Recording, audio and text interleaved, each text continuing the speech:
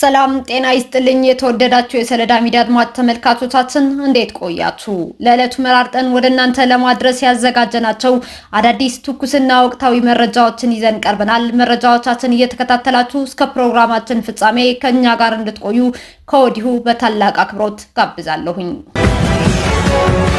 ያለ አስተማማኝ አህጉራዊና ቀጠናዊ ሰላም ዘላቂ የኢኮኖሚ እድገትና ልማት ማረጋገጥ አይቻልም ሲሉ ፊልድ ማርሻል ብርሃኑ ጁላ ገለጹ። ኢትዮጵያና ሞዛምቢክ ሉዓላዊ ግንኙነታቸውን ወደ ላቀ ምዕራፍ አሸጋግረዋል። ዛሬ ግንቦት 22 ቀን 2018 ዓ.ም በኢፌዴሪ መከላከያ ሰራዊት ጠቅላይ መምሪያ አንድ ደማቅ ወታደራዊና ዲፕሎማሲያዊ መድረክ ተስተናግደዋል።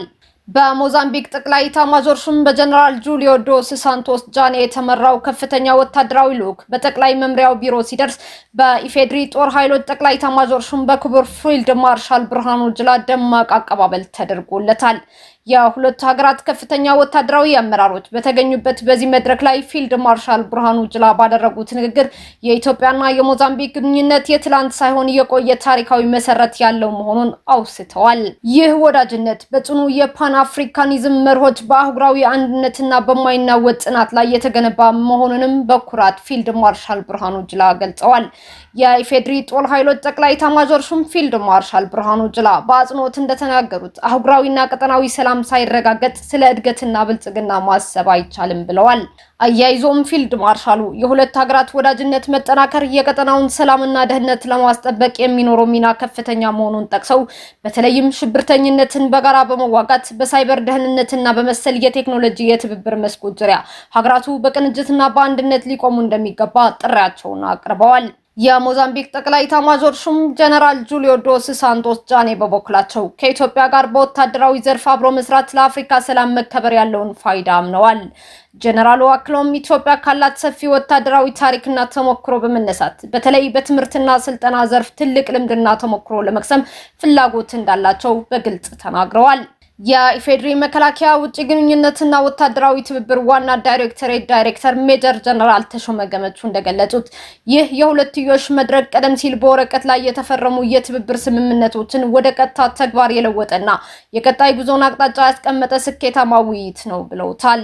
ሜጀር ጀነራል ተሾመ ጨምረውም ኢትዮጵያ ለቀጠናው ሰላም ካላት ጽኑ አቋም ባሻገር የመከላከያ ተቋሙ በውስጥ ያካሄደው የሪፎርም ስራ ውጤታማ መሆን ሞዛምቢክን ጨምሮ በርካታ ሀገራት ከኢትዮጵያ ጋር ለመስራት እንዲሽቀዳደሙ ደግሞ በር ከፍተዋል ብለዋል። ይህም እንደ ሀገርም ሆነ እንደ ተቋም ያለን ክብር ከፍ የሚያደርግ ነው ሲሉ ሜጀር ጀነራሉ ሀሳባቸውን አጠቃለዋል።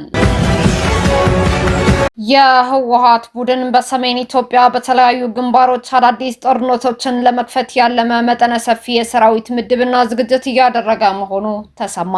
ጽንፈኛው የህወሓት ቡድን በተለያዩ ግንባሮች አዳዲስ ውጊያዎችን ለመቀስቀስ ያለመ ሰፊ ኃይል አስተላለፍና የጦር መሳሪያ ትጥቅ ትስስር እያደረገ መሆኑን የወጡ መረጃዎች አመላክተዋል።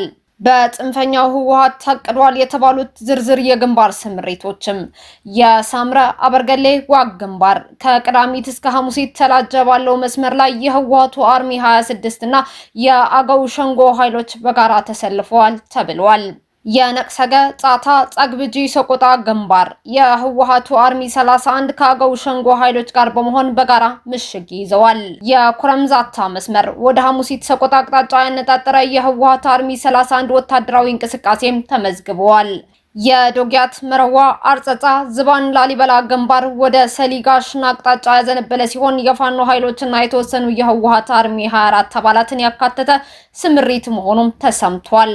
የአማያ ቶክለሽ መስመር አርሚ 24 የተባለው የህወሓት ቡድን ከፋኖ ኃይሎች ጋር በመሆን ትናንትና ምሽት ከ11 ተኩል ጀምሮ ወታደራዊ እንቅስቃሴ መጀመሩም ታውቋል።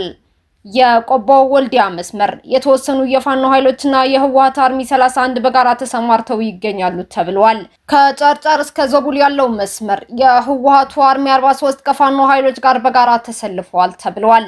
የአፋር ግንባር ወጀራት ደርጋጀን አራጉሬን ያካለለ ይህ ግንባር በጽንፈኛው ህወሓት በኩል ከፍተኛውና ከባዱ ፍጥጫ የሚጠበቅበት ተብሎ የተመዘገበ ስፍራ ሲሆን የህወሓቶቹ አርሚ 15 አርሚ 44 አርሚ 92 እና የሻዕቢያ ኃይሎች በከፍተኛ ደረጃ ተሰማርተውበታል ተብሏል ሲል ጋዜጠኛ ደስያ አሸናፊ ዘግቧል።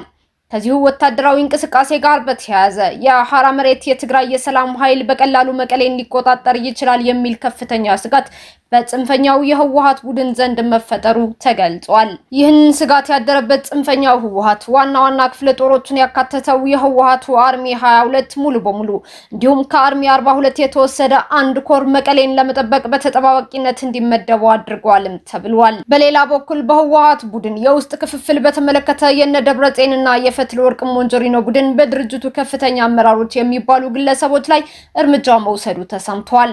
ዶክተር ፍስሐ ሀብተወልድና ዶክተር ሰለሞን ኪዳነ ከስራ አስፈጻሚ አባልነታቸው ተነስተው ወደ ማዕከላዊ ኮሚቴ አባልነት ዝቅ እንዲሉ የነደብረጽዮን ቡድን ወስኗል።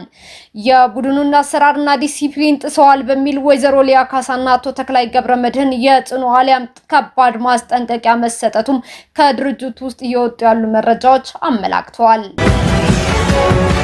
የጋና ፓርላማ በአፍሪካ እጅግ ጥብቅ የተባለውን የተመሳሳይ ጾታ ግንኙነትን ወንጀል የሚያደርግ ረቂቅ አዋጅ አጸደቀ። የጋና ፓርላማ በአህጉረ አፍሪካ ውስጥ እጅግ ጥብቅና ገዳቢ ከሆኑት የጸረ ኤልጂቢቲኪው ወይም የተመሳሳይ ጾታ ግንኙነት ወንጀል የሚያደርጉ ህጎች መካከል አንዱ የሆነውን የሰብአዊ ወሲባዊ መብቶችና የቤተሰብ እሴቶች አዋጅ አጽድቋል። ይህ አዋጅ ከተመሳሳይ ጾታ ግንኙነት ጋር በተያያዙ ድርጊቶች ላይ የተሳተፉ ሰዎችን በእስራት ለመቅጣት የሚደነግግ ሲሆን የተመሳሳይ ጾታ ግንኙነት እንቅስቃሴዎችን በሚያራምዱ በሚደግፉ ወይም በሚያበረታቱ አካላት ላይም ጠንካራ የገንዘብና የቅጣት እርምጃዎች ያስቀምጣል። አዋጁ ሙሉ በሙሉ ጸድቆ ስራ ላይ ከመዋል በፊት በአሁኑ ወቅት የጋናው ፕሬዝዳንት ጆን ድራማኒ ማሃማ የመጨረሻ ውሳኔና ፊርማ እየጠበቀም ይገኛል። ፕሬዝዳንቱ ህጉን ካጸደቁት በተመሳሳይ ጾታ ጋብቻ ውስጥ በቀጥታ የተሳተፈ ማንኛውም ሰው እስከ 10 ዓመት የሚደርስ ጽኑ እስራት ሊጠብቀው እንደሚችልም ተገልጿል። የዚህ ህግ ደጋፊዎች እንደሚሉት አዋጁ የጋናን ባህላዊ ማህበራዊና ቤተሰብ እሴቶች ከባዕድ ተጽዕኖ ለመጠበቅና ለመታደግ እጅግ አስፈላጊ የሆነ እርምጃ ነው ብለውታል።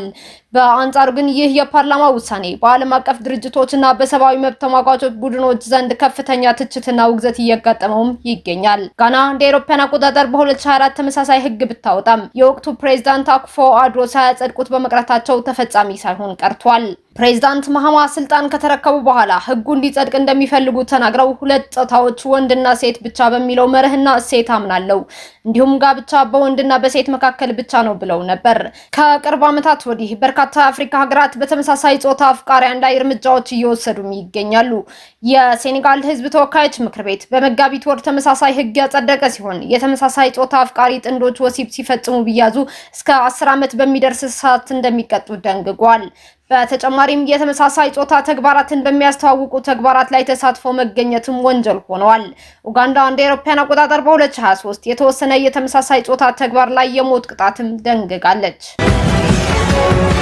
የቡርኪና ፋሶ የካፒቴን ኢብራሂም ትራኦሬ ወታደራዊ መንግስት የሀገሪቱን ትልቅ የተማሪዎች ማህበር አገደ። የቡርኪና ፋሶ ወታደራዊ መንግስት የሀገሪቱ ትልቅና አንጋፋው የተማሪዎች ማህበር የሆነውን የቡርኪና ፋሶ ተማሪዎች አጠቃላይ ማህበርን ዩጂኢቢ ለ3 ወራት ያህል ከማንኛውም እንቅስቃሴ አግዷል። ወታደራዊ መንግስት ማህበሩን ለማገድ የወሰነው የተማሪዎች ማህበር የወታደራዊ ጁንታው መሪ ካፒቴን ኢብራሂም ትራኦሬን በግልጽ በመንቀፍና የመንግስትን የሀገር ደህንነት አጠባበቅ ታሪክ ጥያቄ ውስጥ በመክተቱ እንደሆነ ታውቋል።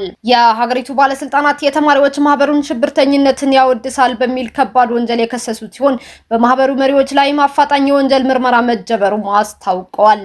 ይህ የወታደራዊ መንግስት ውሳኔ በዓለም አቀፍና በሀገር ውስጥ ባሉ የሰብአዊ መብት ተሟጋቾች ድርጅቶች ዘንድ ከፍተኛ ስጋትን ፈጥሯል። የሰብአዊ መብት ተሟጋቾች እንደሚያመላክቱት ይህ እርምጃ ሀገሪቱ በአሁኑ ወቅት ከተደቀነባት ታጣቂ አማጽያን የሽብር ጥቃት ፈተና ጎን ለጎን መንግስት የተለየ ሀሳብና ተቃውሞ የሚያራምዱ የሲቪክ ተቋማትና ድምጾችን ለማፈን እየወሰደው ያለው ሰፊ ዘመቻ አካል ነው ሲሉ ይገልጹታል። በኔቶ አባል ሀገራት የወንድ ወታደሮች እጥረት መከሰቱ ተሰማ። ከፈረንጆቹ የካቲት 2022 የሩሲያና ዩክሬን ጦርነት መባባስ ወዲህ የኔቶ አባል ሀገራት የሩሲያን ስጋት በመጥቀስ ከፍተኛ የወታደራዊ ግንባታ እያካሄዱ ይገኛሉ። ሩሲያ ይህንን ስጋት መሰረተ ቢስ በማለት ውድቅ ብታደርገውም በጥምረቱ ውስጥ ግን የወንድ ወታደሮች እጥረት በከፍተኛ ደረጃ መከሰቱ ታውቋል። ይህንን የወታደር እጥረት ለመሙላት በርካታ ሀገራት የግዴታ ውትድርናን በድጋሚ የጀመሩ ሲሆን የጾታ ልዩነት የሌለበት የውትድርና አገልግሎት ምልመላን ተግባራዊ እያደረጉም ይገኛሉ። ለዚህ ማሳያ የሚሆነው በኢስቶኒያ ሴቶችን በግዴታ ለውትድርና መመልመል አይቀሬ መሆኑን የሀገሪቱ የሀገሪቱ የመከላከያ ተቋም ማስታወቅ ነው። በታሪክ ማስታወሻነት ኖርዌይ እንደ አውሮፓውያን አቆጣጠር በ2015 ለሴቶች የግዴታ ወታደራዊ አገልግሎትን በማስተዋወቅ የመጀመሪያው የጥምረት አባል ሀገር ስትሆን ስዊድን እንደ አውሮፓውያን አቆጣጠር በ2017 ተከትላለች። ኔዘርላንድስ በበኩሏ እንደ አውሮፓውያን አቆጣጠር በ2018 የምልመላ ደንቧን ወደ ሴቶች ያሰፋች ቢሆንም በሰላም ጊዜ ረቂቅ ደንቡ ታግዶ እንዲቆይ ማድረጓ ይታወሳል። ከዚሁ የአውሮፓ ውጥረት ሳንወጣ የዩክሬኑ ፕሬዝዳንት ቮሎዲሚር ዘለንስኪ ሀገራቸው ከሩሲያ በኩል የሚሰነዘር እጅግ ከፍተኛና አዲስ የአየር ጥቃት አደጋ እንደተጋረጠባት አስታውቀዋል። ፕሬዝዳንት ዘለንስኪ ይህንን ያስታወቁት የሀገሪቱ የደህንነት መዋቅር ሩሲያ መጠነ ሰፊ የአየር ድብደባ ለመፈጸም እየተዘጋጀች መሆኑን በግልጽ የሚያሳይ አስተማማኝ የስለላ መረጃ ማግኘቱን ተከትሎ ነው። ፕሬዝዳንት ዘለንስኪ ለሀገሪቱ ዜጎች ባስተላለፉት አስቸኳይ መልእክት መላው የዩክሬን ሕዝብ የሚሰሙትን የአየር ጥቃት ማስጠንቀቂያ ሳይረኖች በፍጹም ቸል እንዳይሉና ሕይወታቸው ለመታደግ ከወዲሁ አስፈላጊውን ጥንቃቄ ሁላ እንዲያደርጉ አሳስበዋል። ይሁን እንጂ የሀገሪቱ መከላከያ ሙሉ በሙሉ በተጠንቀቅ ላይ መሆኑን ሲያስረዱም የዩክሬን የአየር ኃይል እንደተለመደው በቀን 24 ሰዓት በሳምንት 7 ቀናት ሙሉ ንቃት ላይ ይገኛል። የደህንነትና አደጋ ጊዜ አገልግሎት ሰጪዎቻችንም ሊመጣ የሚችለውን አደጋ ለመቀልበስ በብቃት ተዘጋጅተዋል፣ እየጠበቁ ነው ብለዋል። የሩሲያን ባላስቲክ ሚሳኤሎች መጥለፍ የሚችሉትን የአሜሪካ ሰራሽ ፓትሪዮት ሚሳኤል መከላከያ ስርዓቶችና አጋር ሀገራት በአስቸኳይ እንዲያቀርቡላቸውና ፋይናንስ እንዲያደርጉላቸውም ዘለንስኪ በድጋሚ ጥሪያቸውን አቅርበዋል። እየበረታ የመጣውን የሩሲያ የአየር በላይነት ለመመከት እንዲረዳ የፓትሪዮት መከላከያ ስርዓቶች በአስቸኳይ እንዲላኩላቸው በመጠየቅ ፕሬዝዳንቱ በዚህ ሳምንት መጀመሪያ ላይ ለዶናልድ ትራምፕ እና ለአሜሪካ ኮንግረስ አስቸኳይ ደብዳቤ መጻፋቸውም ይታወሳል። እስካሁን አብራችሁን ከኛ ጋር ስለነበራችሁ እያመሰገንኩኝ በሌሎች መረጃዎች እስክንመለስ እንደተለመደው የሶሎዳ ሚዲያ ቤተሰብ በመሆን ላይክ፣ ሼር፣ ሰብስክራይብ ማድረጋችሁን አትርሱ። አዳዲስ ትኩስና ወቅታዊ መረጃዎቻችን በቶሎ እንዲደርሷችሁ የደወል ምልክቷን ይጫኑ። ስኬት፣ ድልና ሰላም ለኢትዮጵያውያን። ሶሎዳ ሚዲያ